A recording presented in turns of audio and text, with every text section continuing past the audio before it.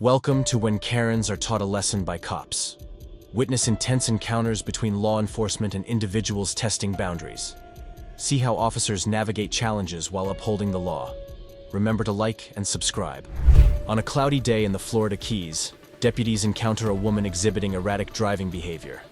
Initially unaware of her wrongdoing, she appears confused when approached by the officers. Concerned for her safety and that of others on the road, the deputies question her about her driving and request her license, registration, and proof of insurance. It becomes evident that she was stopped due to multiple reports of her erratic driving. Hello. Sorry. For what? Are you okay? Huh? All right. We got a call about your driving, that you were having problems staying in the lane. So, and I thought it was weird that you kind of like put your turn signal on and you took a while to figure out where you're going, and then when you made the left, you made this really wide turn. You okay? You sure? Okay. You have your license, registration, proof of insurance?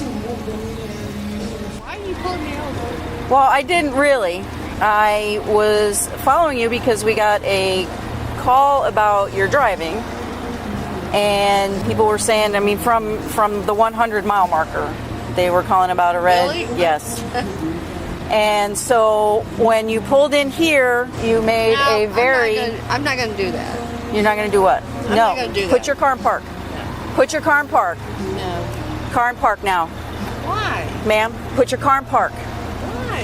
Step out, all the way in park. Step out of the car for me. Because you were about to take off on me, and you are now lawfully detained. So please step out of the vehicle. What's that? As the deputies attempt to reason with her, the woman becomes increasingly resistant and refuses to comply with their instructions. Despite their efforts to de-escalate the situation, she remains defiant and questions their authority. So we've given you several lawful orders for you to step out of the car. You're refusing those orders, and I'm telling you to get out of the car right now. She's telling me to get out of the car right now. Yes. Like, for Yes. what? Because I'm conducting a DUI investigation, that's why. DUI? Yes, Seriously? Seriously. we're not joking. So here we are. I have breast cancer. I just had my third treatment of breast cancer. And these people have stopped me. Okay. So, You think that's cool? well, based on the fact that several people called in that they were concerned about your driving and how you almost hit them. I understand. Okay. So my next question to you is, based on the fact that, given that I could smell alcohol in your breath, okay, you're swaying while you stand, I'm going to ask if you want to consent to some field sobriety exercise. In the midst of the standoff, the deputies continue to urge the woman, identified as 60-year-old Deborah Odom, to exit her vehicle. Despite their lawful orders, she remains adamant, insisting on recording the encounter herself. As tensions escalate, Deborah decides to share a news full of tantrums about her battle with breast cancer, hoping it will sway the deputies. However, they remain focused on their duty to conduct a DUI investigation based on reports of her erratic driving. So are we refusing to do the rest of these exercises? No, of course Then let's not. finish. I don't want to be in this position either, okay? Because this is not going to end well for you. Are you kidding me? No, we are not kidding you. As Deborah continues to record the encounter, her tears seem disingenuous, failing to sway the deputies. When deputies confiscate her phone, she becomes even more manic, desperately demanding its return. However, her pleas fall on deaf ears as the deputies maintain control of the situation. Despite her protests and attempts to retrieve her phone, they firmly inform her that it will be taken with them. Give me my phone. 6101 Work Code 5. We'll have one in custody. Give me my phone. Your phone will go with you. Do you want to take this? You threatening me? Please stop. Are you going to walk with me, or are we going to have Can to I carry just you to stop my my- car? Is there anything other than your phone that you want You're to go hurting with me! you? You're hurting me! You're hurting me! You're hurting me! Ah, you're hurting me! You're hurting me! You're hurting me! You're hurting me! Stop! Stop! 61 You're hurting me! additional unit. You're hurting me! I'm allowed 14 minutes. Then I'm allowed that I'm allowed to be picked up. I'm your son!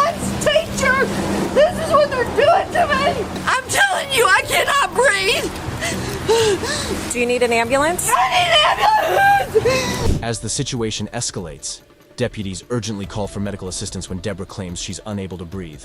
However, her distress seems to intensify, leading to a dramatic outburst. Despite the chaos, deputies attempt to reassure her and facilitate her breathing by turning her onto her side. Eventually, it becomes apparent that Deborah's claims of breathing difficulties may have been exaggerated, as she shows no signs of injury and seems to have regained her composure. Our arrestee is unable to breathe.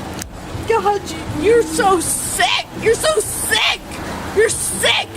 Can you please just, so I can breathe?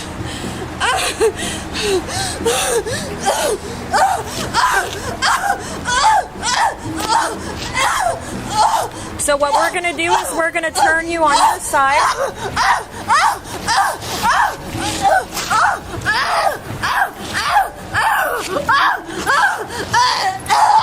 Was there another unit coming? Ma'am! Ma'am! Ma'am! As deputies load Deborah into a patrol car, investigators conduct a search of her vehicle. Upon inspection, they discover an open bottle of wine in the car, prompting further scrutiny. Upon closer examination, investigators find additional bottles of wine in varying states. They uncover a full bottle and an empty bottle in the front seat, indicating recent consumption. As the search continues, deputies uncover a total of 2 empty bottles, 1 partially filled bottle, and 1 unopened bottle. The findings suggest a pattern of alcohol consumption, raising concerns about Deborah's potential impairment while driving.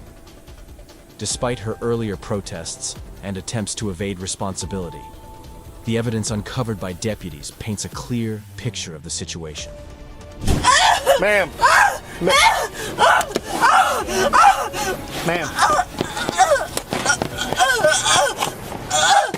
She's shaking.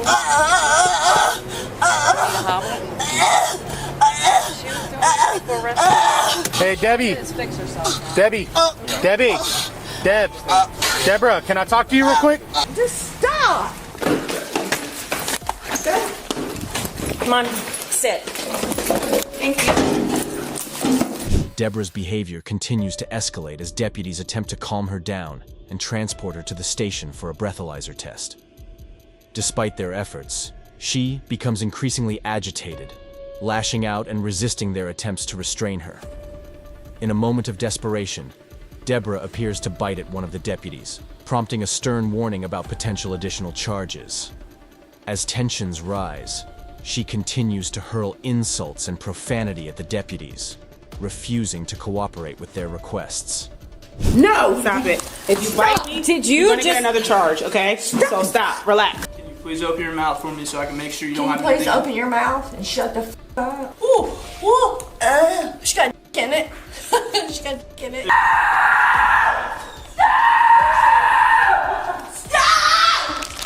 With the situation rapidly deteriorating, deputies decide to restrain Deborah in a chair to ensure the safety of everyone involved.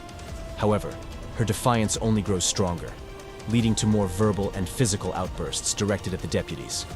In addition, during Deborah's search before entering the jail, she's instructed to remove her jewelry as part of the standard procedure. However, she vehemently refuses to comply with this request, escalating the situation further. Weirdo. Stop! God, stop it! Okay, I'm sorry, I don't speak. Don't. Stop! Stop hurting me!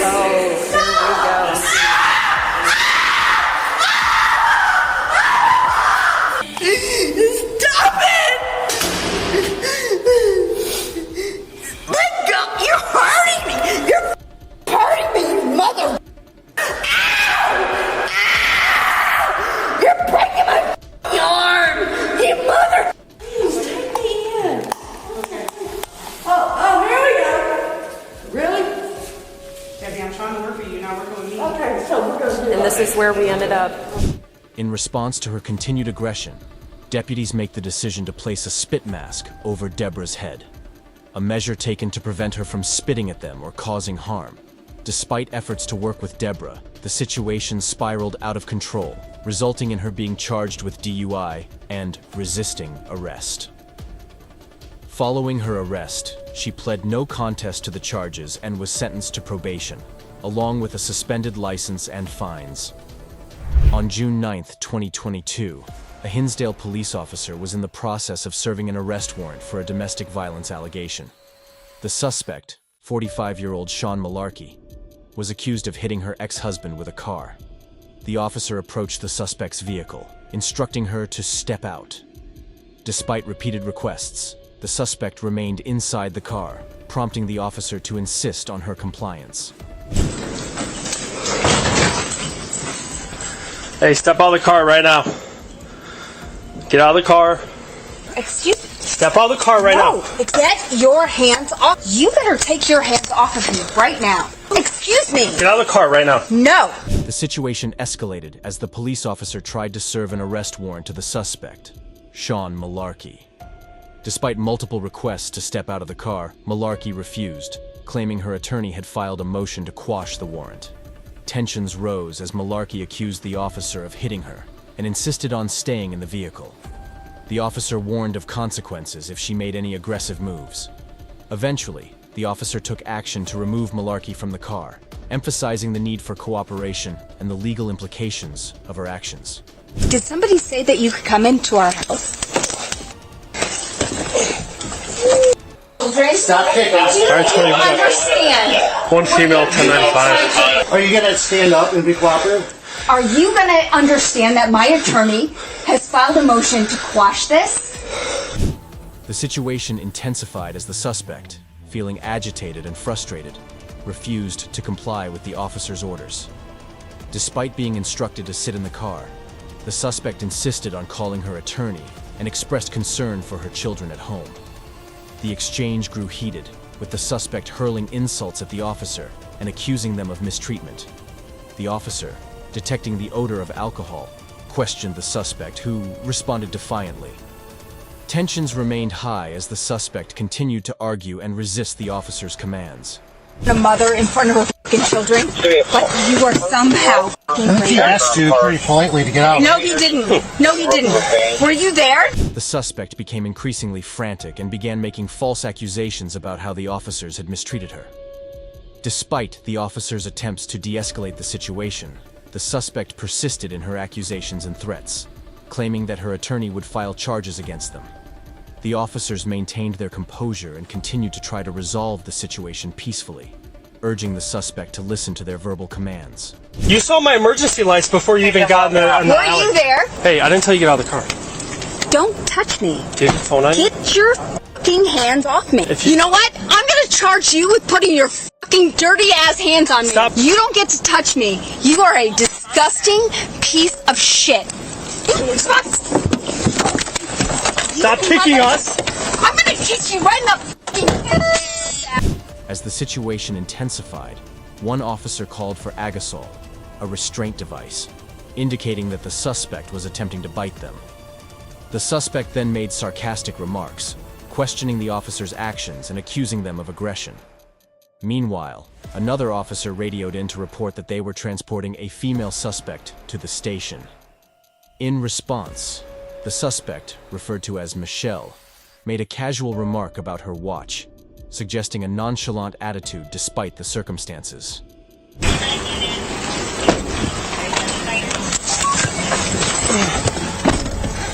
Michelle, step out. Where's my watch? I have your watch. The officers informed Michelle that her watch was with another officer and assured her that it would be taken care of. However, Michelle seemed skeptical, emphasizing that she didn't take anything for granted. When asked to exit the car, she expressed reluctance, mentioning that her hands and feet were tied together, making it difficult for her to move. That's great. Can you hop out of the car now? I don't know. You want to drag me out like you drug me in? No, I prefer not to. No, I know you enjoy that. That's your opinion. Are you going to willingly exit this car or no? I don't think I can because my feet are tied together and my hands. She reminded the officers of her past acts of kindness, including serving them food. She attempted to manipulate the situation by appealing to their sense of guilt, expressing her wish for better treatment in return. Do you know how many f***ing times I've served you guys food? I've sat out there and served you guys hot dogs. I wish you would just be nice to us instead of I serving wish us you would be food. f***ing nice to me. Sean Malarkey faced serious legal repercussions for her actions, including felony charges of aggravated DUI, aggravated assault to an officer, and endangering the health or life of a child, as well as misdemeanor charges of resisting arrest. These charges stemmed from her third DUI offense with a child passenger and her combative behavior during the arrest. Additionally, she received a citation for transportation or possession of open alcohol, punishable by a fine of up to $1,000. Subsequently, further charges were filed against her for violation of a bail bond and additional counts of resisting or obstructing an officer. While the court case for domestic battery was dropped, her legal proceedings in DuPage County remain ongoing, indicating the gravity of the charges against her. The incident unfolded in Edmond, Oklahoma, just outside of Oklahoma City, on January 2nd around 6 o'clock in the morning. A maintenance employee for a local school was warming up his truck when a woman suddenly hopped inside and drove off.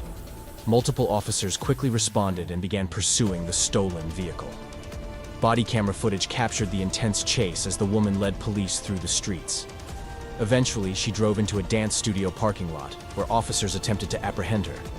Despite their commands, she refused to comply, even going as far as to lie down on her stomach, seemingly indifferent to the situation. As the pursuit unfolded, officers provided real-time updates over the radio, detailing the movements of the stolen truck. Dash camera footage captured the tense moments as the woman maneuvered the vehicle erratically, ultimately pulling into a parking lot and then onto a lawn.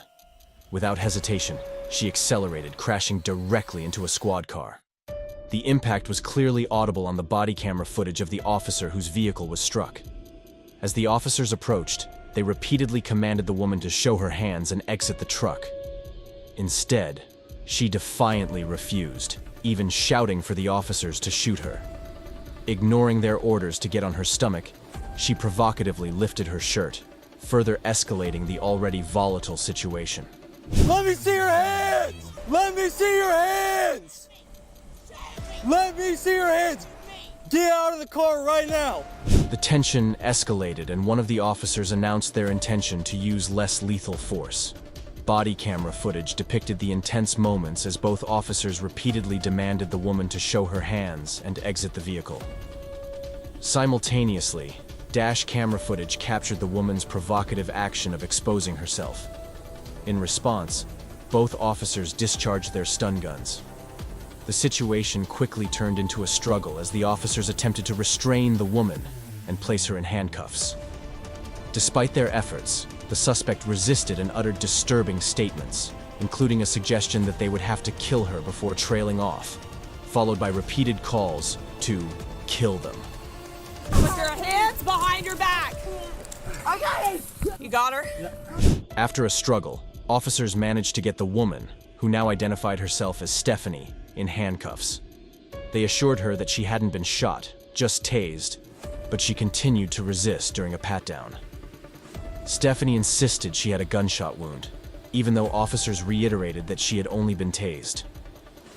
Despite their attempts to calm her down and provide assistance, she remained agitated, claiming that she had been shot in the past and had reported it to the police. We did tase her. Let's roll her to her side. What's your name? Stephanie. What's going on tonight? You were tased. No, from the other day. What other day? After detaining the suspect and checking her boots, officers loaded her into a squad car. However, she was later taken out to be examined by paramedics. During this time, officers asked for her date of birth, but she seemed uncooperative. Meanwhile, other officers at the scene discussed the events that led to the suspect hitting one of their cars during the pursuit. They described how she had rammed straight into the side of the vehicle while it was stationary. To clear the area, they decided to move the cars onto the CIA. Do you have anything illegal on you? Not that I know of. What's your name? Stephanie. Stephanie, what's your last name? Mitchell. Mitchell? As the suspect is wheeled away by the first responders, she directs one last profanity at them. Her behavior earns her disapproval from those around her. However, her troubles are far from over, as she now faces serious charges including unauthorized use of a vehicle, attempting to elude law enforcement, and assault and battery of a police officer.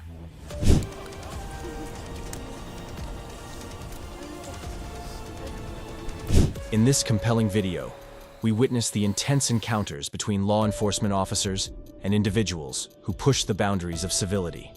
From reckless joyrides to confrontations filled with defiance, each interaction showcases the challenges faced by police officers on the job.